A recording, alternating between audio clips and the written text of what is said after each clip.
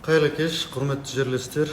Мына бүгін әр жұмада айтылып кеткен тікелей эфирге шығып отырмыз. Бүгін көп азаматтар сұрақ қойып жатыр.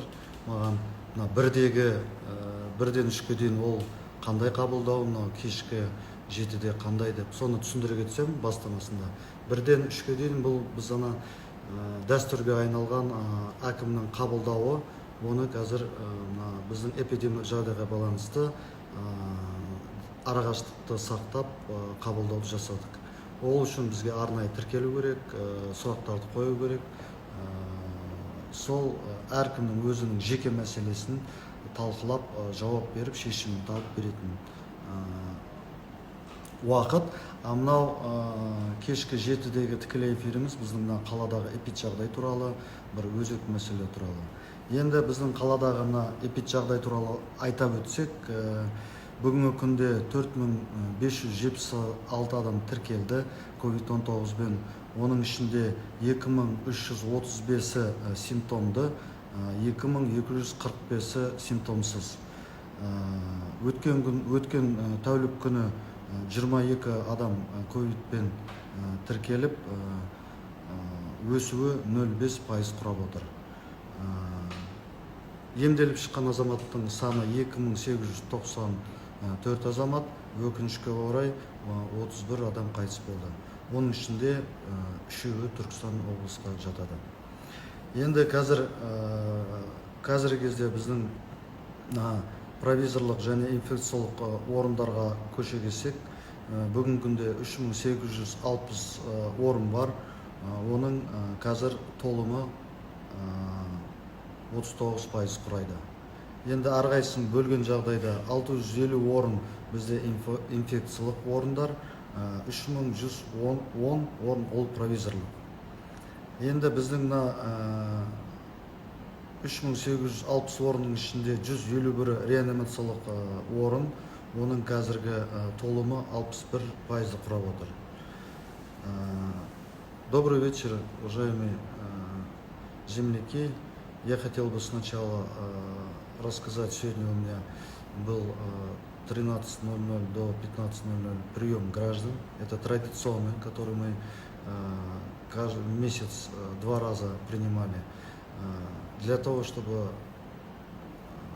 зарегистрироваться, необходимо обращение в акимат. Все вопросы будут обсуждаться. Теперь 7 часов, которые на прямом эфире, это мы договорились, что будет обсуждаться эпидситуация в городе. Если сказать, на сегодняшний день эпидситуация зарегистрировано 4576 случаев COVID-19, из них 2335 симптомных, 2241 бессимптомных. За прошедшие сутки зарегистрировано 22 зараженных вирусом, рост составляет 0,5%. Количество выписанных больных 2894 человека, к сожалению, число летальных исходов 31. Если сказать о провизорных инфекционных стационарах, на сегодняшний день по городу имеется 3860 коек, из них инфекционные койки 650, провизорные 3110 мест. Из них свободные койки 2393, занятость коек составляет 39%. Если сказать, для больных тяжелой степени функционирует 151 реанимационных коек, занятость реанимационных коек составляет 61%. Енді айта кетсек, бұдан басқа бізде әлі 58 мобильдік топ жұмыс істеп жатыр. Бүгін күнде үймен үй аралап 15257 адамды аралап шықты. Одан басқа 4091 адамға қоңырау соғып, ахуалдарын сұрап шықты. Бүгін күнде үймен үй аралаған жерде 43650 адамға дәрі-дәрмек арнайы жеткізілді. Өздеріңіз білесіз, ана аптадан бастап бізде 1430 деген консультация платформасы құрылып, бүгінгі күнде 625 дәрігер тіркеліп жұмыс атқарып жатыр. Енді біздің ахуал осындай. Қазір мына ИВЛ-ға айтсақ, біздің қалада қазір 351 ИВЛ бар. Қазіргі уақытта 80 ИВЛ алудамыз. Бүгін мәжіліс өтті мәслихатта, жиналыста тағы да бір қаражаттың бәрін қысқартып, осы бағытқа жұмсайтын боламыз. Енді осымен қысқаша айтқаным, дәрі-дәрмектің бәрі қалада біздің ауруханаларда 2 айлыққа жететін дәрі-дәрмектің бәрін жинадық, толықтырып. Қалада 1 айлық дәрі-дәрмек қазір үлкен фарм компаниялар құрып жалғасып жатыр. Одан басқа біздің президентіміздің тапсырмасы бойынша біздің үлкен правоохранительный органдармен бірігіп топ құрылды. Соның арқасында бүгін маған баяндама айтты. Кешегі күнде 109-ға дәрі-дәрмекті қымбат сатып атаған деген қоңырау соғылған жоқ. Соны біз бүгін штабта қарастырып, бұның нәтижесі бар екенін көзіміз жетті. Рахмет. Сұрақтарыңыз болса, мен сұрақтарыңызға жауап берейін. Айтайын бірде, карантинді 3 августтан кейін ұзартама. Бұл сұрағыңызға рахмет. Қазіргі кезде бұл әліге сәл ертерек. Бұның бәрі ендігі аптада қарастырамыз. Ол эпиджағдайға байланысты. Оның алдын ала айта кетсек, біз карантиннің бірден ғана бәрін босатуға қазір болмайтын айтып өту керек. Оның бәрін рет-ретімен жайлап босатамыз. Тағы айта кетейін, оның бәрі эпиджағдайға байланысты қаладағы. Рахмет. Тойды қашан қойдырасыздар? Енді бізде той деген қазіргі кезде мынандай қиын жағдайда тойды деген сәл тоқтату керек деген күмәніміз бар. Оны біз бәр жермен ақылдасып жатырмыз. Енді той жерде бәрі жұғатын жер. Бір азамат ауырғанда ол індет ең тарқалатын жер. Сол себептен бұл тойды жүргізу үшін бұл қазіргі эпиджағдай келтірмейді. Сол себептен біз тағы айта өтейін, біз тойды жүргізетін азаматтар бәріне өтінім түсініспеушілікпен қарауды. Өйткені қазіргі кезде денсаулық бірінші орында. Тойды бәрін жақсылықта, індетті жеңгеннен кейін жасауға кірісу керек. Рахмет. Келесі сұрақ, Мұрат Дүйсенбекович, прошу вас посетите двор по улице Аскарова. Все, я буду смотреть, на следующей неделе посмотрю свой график, я постараюсь включить, я думаю, будет возможность посетить, я посмотрю, обсудим этот вопрос. Ага, келесі сұрақ.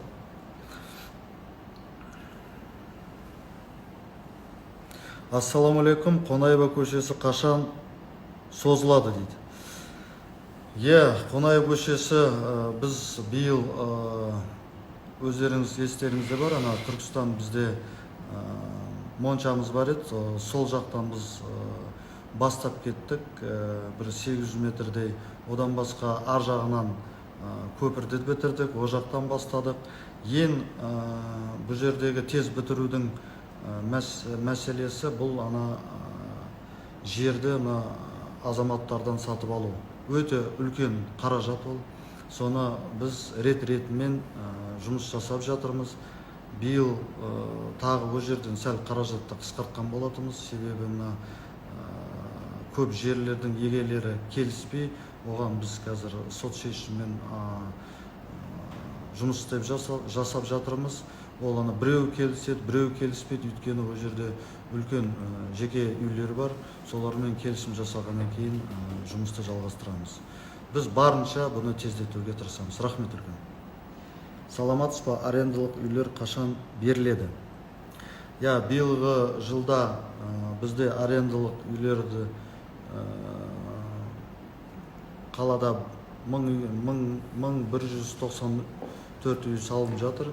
Соның күзгі мына қыркүйек қараша айларында бірінші жартысын бітіреміз, кейін желтоқсан айға бітіреміз. Сол уақытта бітірген кезде мына құжаттарын рәсімдеп, мына тізімде тұрған азаматтарға бәріне үйде таратамыз. Рахмет. Останемся ли мы культурной столицей на следующий год? Спасибо.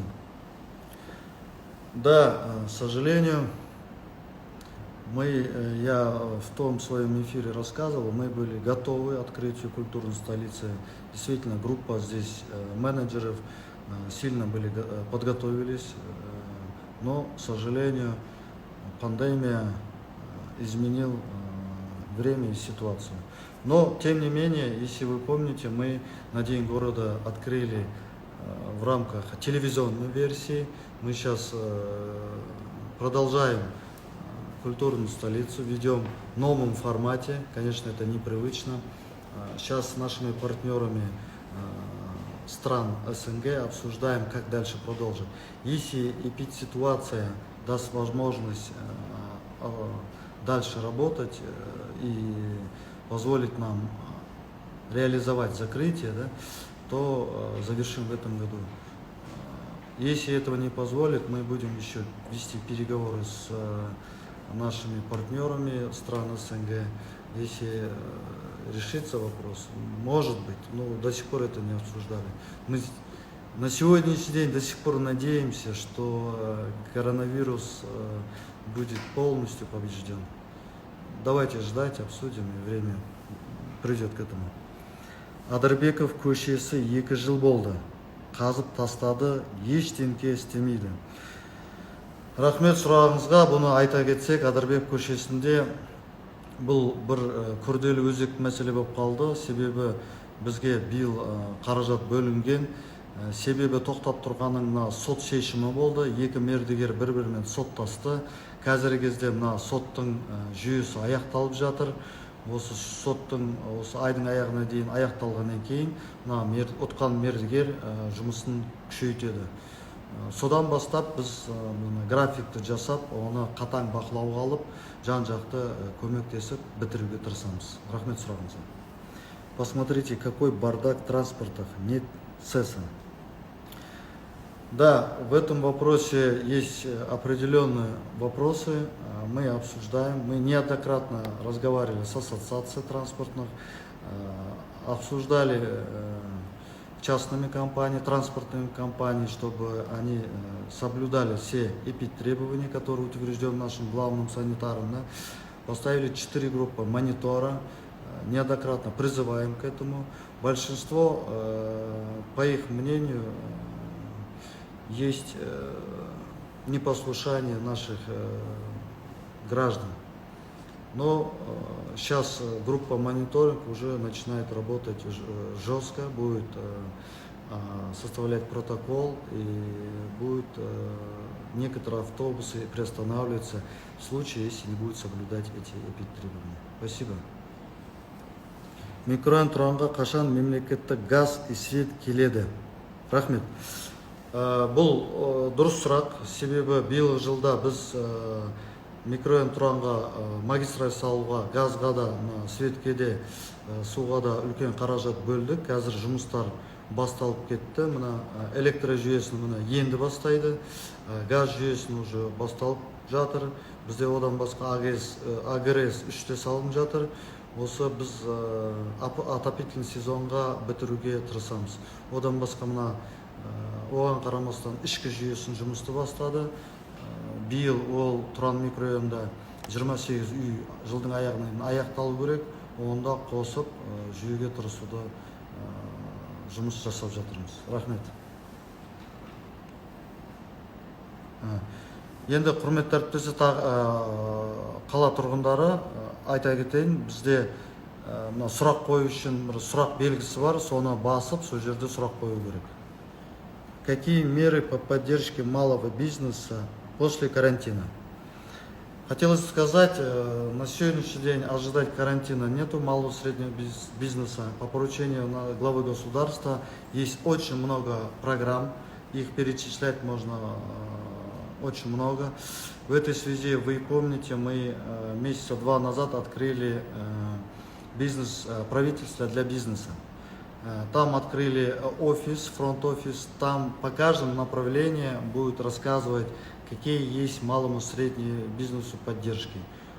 Там 7 направлений есть разного кредита, начиная от 1 до 6% и так далее. Но по поручению главы государства, вы помните, еще в этом году освобождены многие предприятия от НДС и других налогов. Также объявлен мораторий для проверки.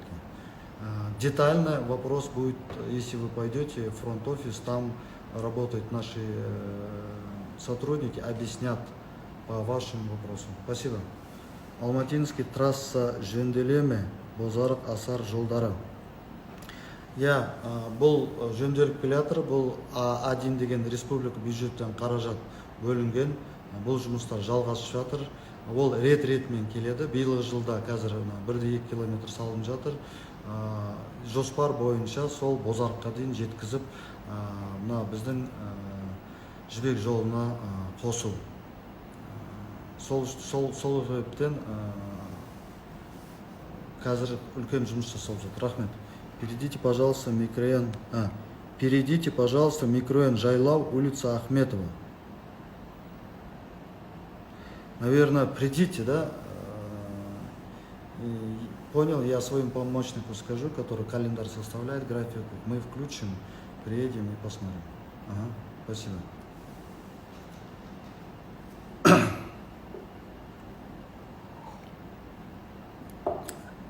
Құрметті жерлестер, тағы айтып кетейін, бізде сұрақ белгісі бар. Сол сұрақ белгісіне басып, сіздерге сұрақтарыңыз қойсаңыз, кейін менен өзі рет-ретмен келеді сұрақтарыңызға.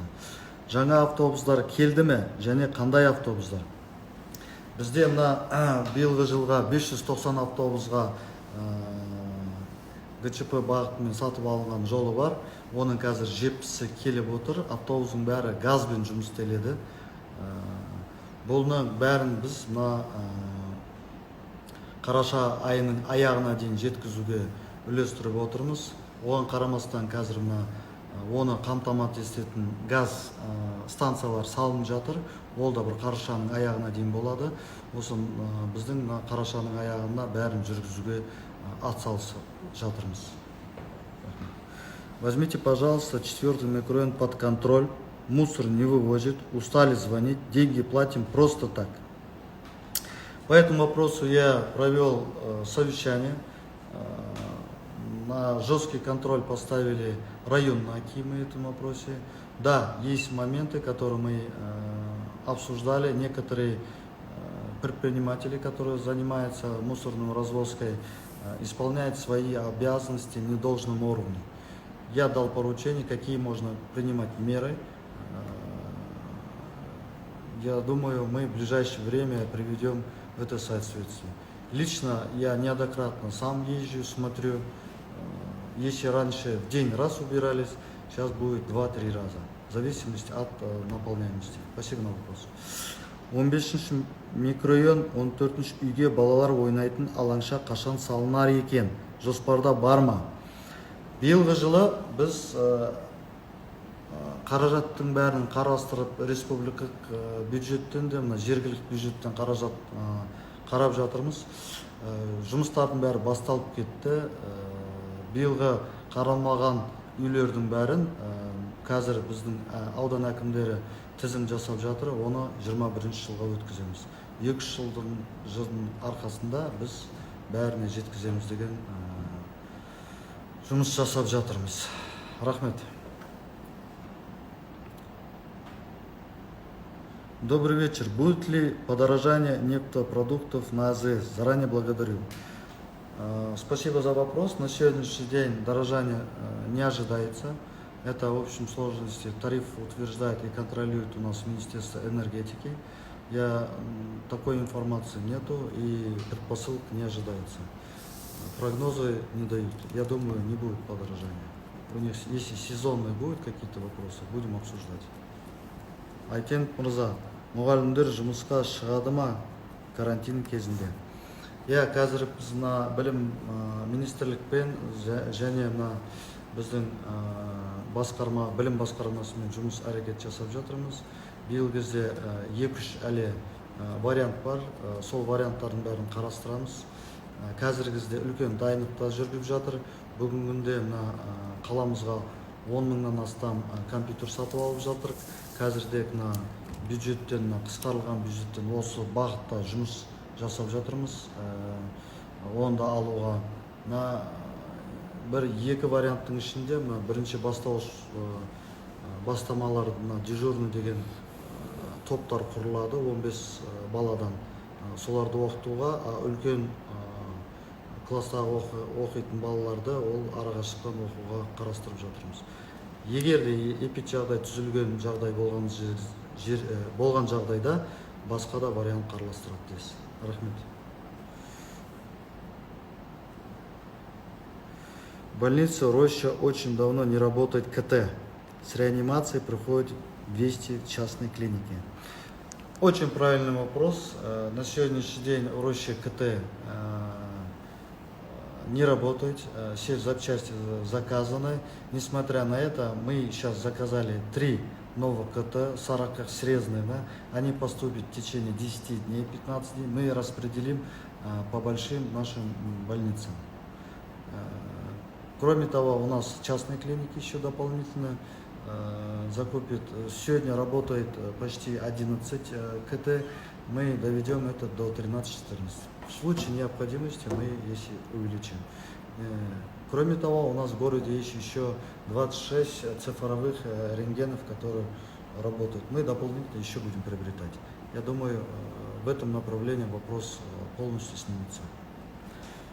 Мурат Дусенбекович, раньше в советское время проводили дезинфекцию подвалов от тараканов, клапанов. Прошу возобновить эти работы. Если помните, мы в начале весны дезинфекционную работу провели против комаров. Это 2-3 раза были проведены. Благодаря этому мне дали анализ, что у нас в городе меньше стало комаров. Но тем не менее, эти работы, я думаю, мы отработаем, будем проводить. Спасибо.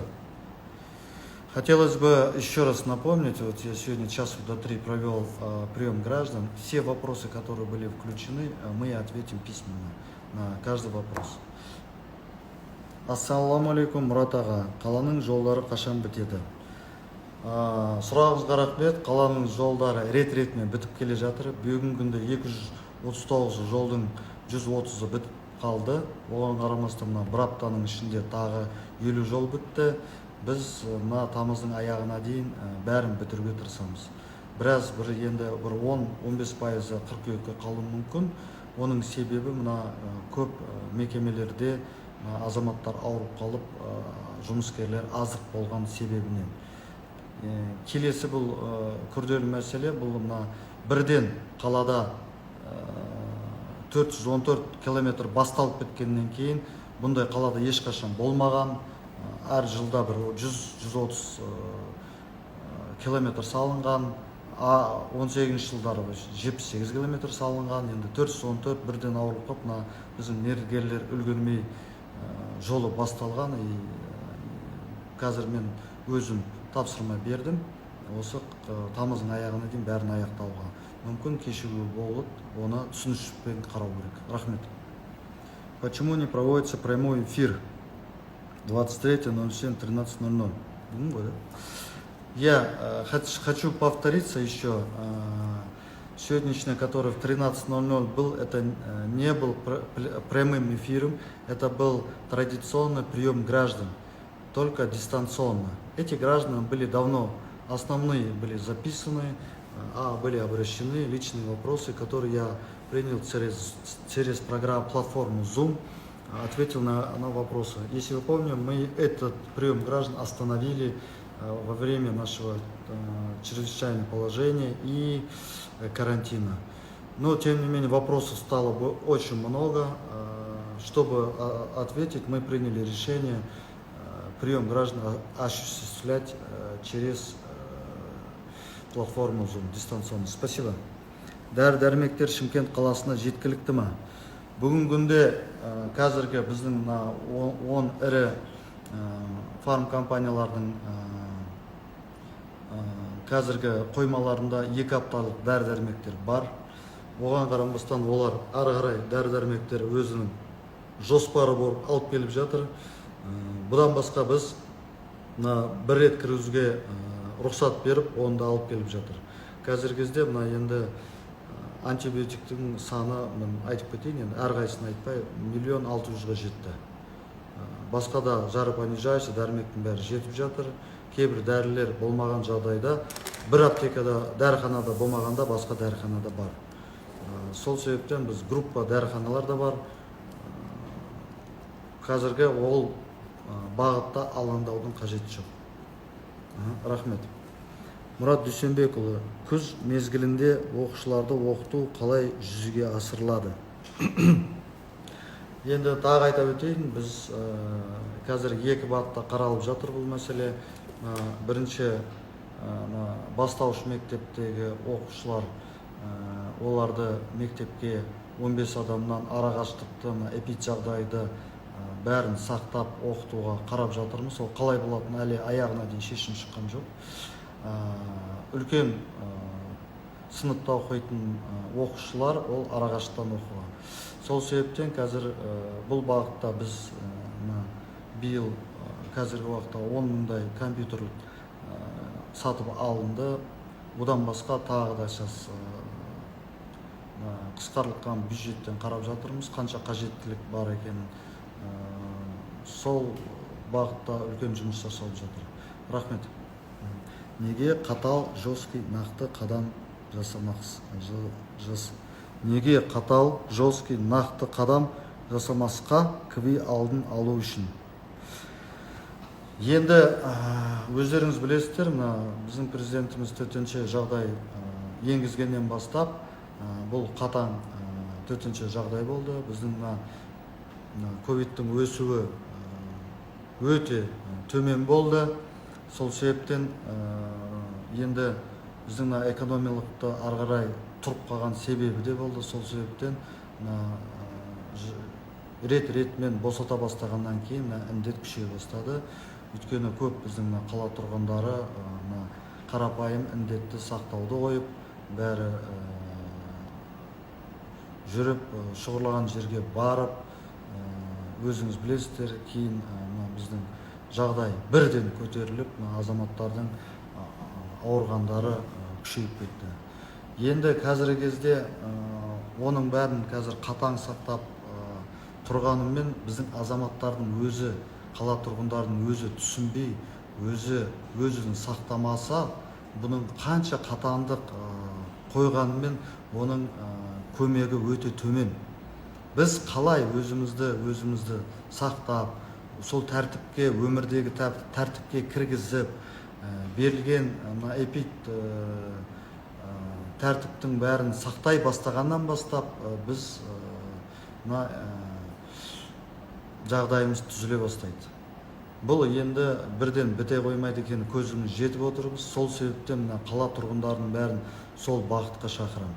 Бұл өмірдегі жағдай.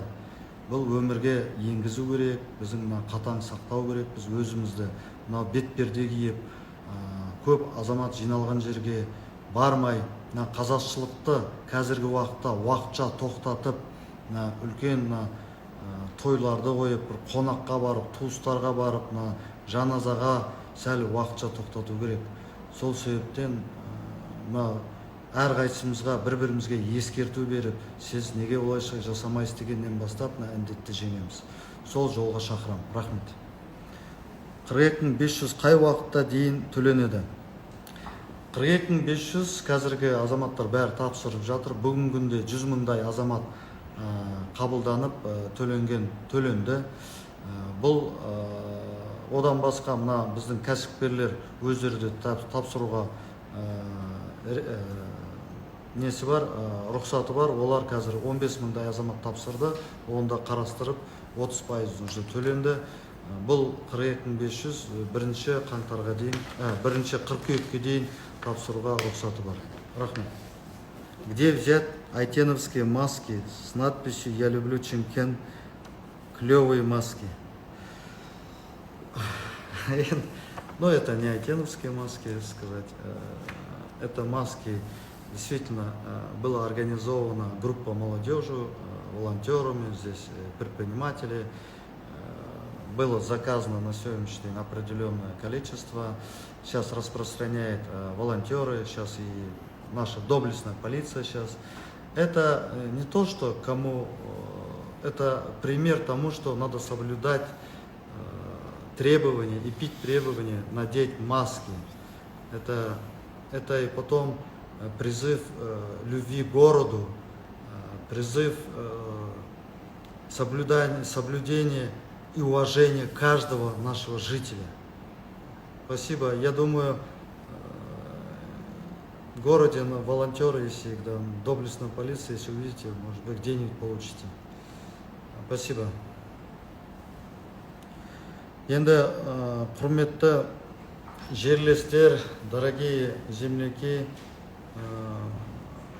у меня дальше необходимо работать. Сейчас у меня 8 часов будет организован штаб по эпидситуации. Завтра будет, я в своем инстаграме говорил, завтра будет большое масштабное проведено дезинфекция работы. Это не говорит, что мы этого не проводили. Мы проводили, мы хотели это усиленно провести. В этой связи мы предупреждаем, чтобы в больших общественных местах, чтобы люди не ходили, чтобы они не было влияния здоровья. Да? И при этом хочу призвать всех наших жителей, чтобы они хоть дома тоже провели такую же работу, дезинфекцию, полы помыли там, с хлоркой, там, окна проветрили, там, ручки помыли дистанционно, ручки, там, лестницу помыли. Ну, это призыв начинать каждого из себя. Да? В этой связи это не говорит о том, что вы вышли все на улицу и нарушали все санитарные требования. Нет, нельзя этого делать, категорически это нельзя делать. Соответственно, надо соблюдать все дистанции. Где-то, если видите, нету много людей, там провели, ушли, руки, маски одели там, и так далее. Да? Это говорит о том, что мы должны быть вместе и работать вместе, и побеждать вместе. Спасибо. Спасибо. До следующей пятницы.